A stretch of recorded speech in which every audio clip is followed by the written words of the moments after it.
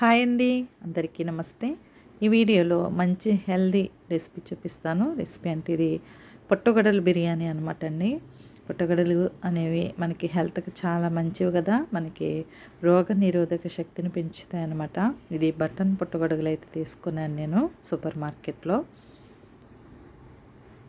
ఇదిగో చూడండి, పుట్టగొడుగులు అంటే ఈ విధంగా ఉంటాయి. వీటిని మనం బాగా క్లీన్ చేసుకోవాలన్నమాట. పై పొర తీసేసి సాల్ట్ వేసుకుని ఒక 3 టైమ్స్ అలా కడిగేసుకోవాలి. శుభ్రంగా కడుక్కుని 2 ముక్కలు లేదా 4 ముక్కలు అలా కట్ చేసుకుని పెట్టుకోవాలి. దీనికి బిర్యానీకి ఏమేమి తీసుకుంటున్నాను చూపిస్తున్నాను చూడండి. ఒక క్యారెట్, ఒక టమాటో, పెద్ద టమాటో తీసుకున్నాను, ఒక ఉల్లిపాయని ఈ విధంగా కట్ చేసుకోవాలి. జీడిపప్పు, అలాగే బిర్యానీ మసాలా అనమాట.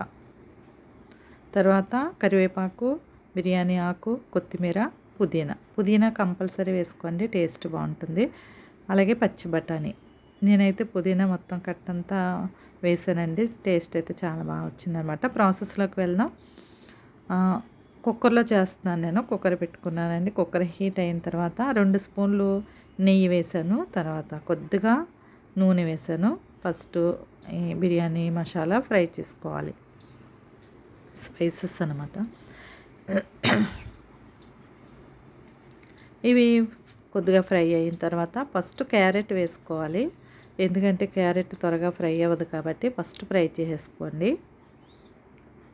అది కొంచెం ఫ్రై అయిపోయిన తర్వాత జీడిపప్పు వేసాను. త్వరగానే ఫ్రై అవుతుంది జీడిపప్పు. ఎందుకంటే ఫ్రై అయింది కదా. ఇప్పుడు ఒక ఉల్లిపాయని పొడవుగా కట్ చేశాను అనమాట. 3 పచ్చిమిర్చి తీసుకున్నాను, వాటిని కూడా ఫ్రై చేసుకోవాలి. ఈ విధంగా ఫ్రై అయిన తర్వాత 1 స్పూను అల్లం వెల్లుల్లి పేస్ట్ వేసుకోండి, పెద్ద స్పూన్తో. చిన్న స్పూన్ అయితే 2 స్పూన్లు వేసుకోండి. నేను బాస్మతి రైస్ చేస్తున్నానండి. 1 గ్లాస్కి తీసుకున్నాను అనమాట. 1 ప్యాకెట్ నేను 1 గ్లాస్కి అయితే వేస్తున్నాను.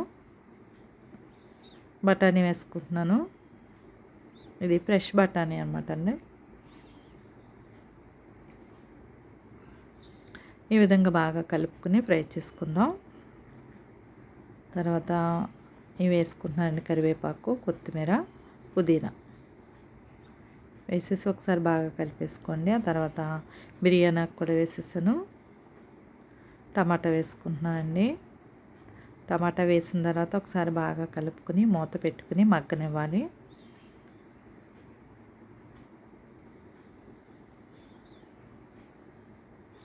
ఇదిగోండి, ఈ విధంగా కట్ చేసి పెట్టుకున్నాను నేను మష్రూమ్ని.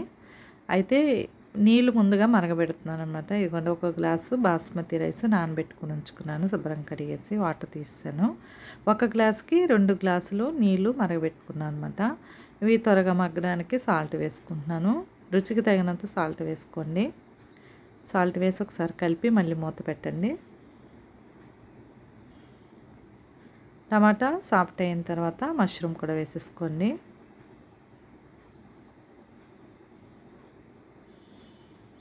ఒకసారి బాగా కలుపుకొని మష్రూమ్ నుంచి మనకి వాటర్ వస్తుంది అనమాట. ఆ వాటర్ అంతా చూడండి, ఇదిగో వాటర్ వచ్చింది కదా, అదంతా ఎగిరిపోయే వరకు ఫ్రై చేయాలి. పసుపు కూడా వేసేసుకున్నాను ఇప్పుడే.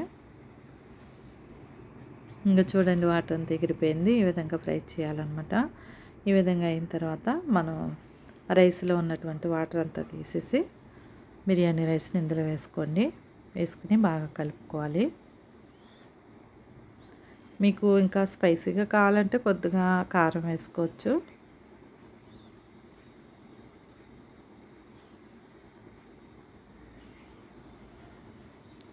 పైకి కిందకి బాగా కలుపుకోండి. ఇది బాగా కలిపేసుకున్నాను కదా. ఇప్పుడు మరగబెట్టినటువంటి వాటర్ ఉంది కదా, 1 గ్లాస్కి 2 గ్లాసులు నీళ్ళు మరగబెట్టారనమాట, వేసేసుకోవాలి. ఇలా వేయడం ఎందుకంటే మనకి పొడి పొడిగా వస్తుంది అనమాట అండి బిర్యానీ.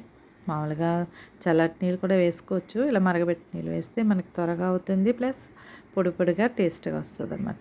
ఒకసారి బాగా పైకి కిందకి బాగా కలిపేసుకుని సాల్ట్ అది సరిపోయిందో లేదో చూసుకుని అప్పుడు కుక్కర్ మూత పెట్టండి.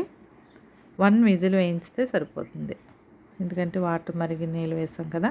1 విజిల్ వచ్చిన తర్వాత ప్రెషర్ తగ్గిన తర్వాత చూపిస్తున్నాను చూడండి, ఎంత బాగా వచ్చిందో. టేస్ట్ కూడా చాలా బాగుందండి.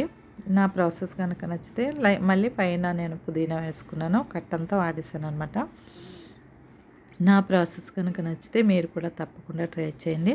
ఇదైతే చాలా మంచిదండి మష్రూము.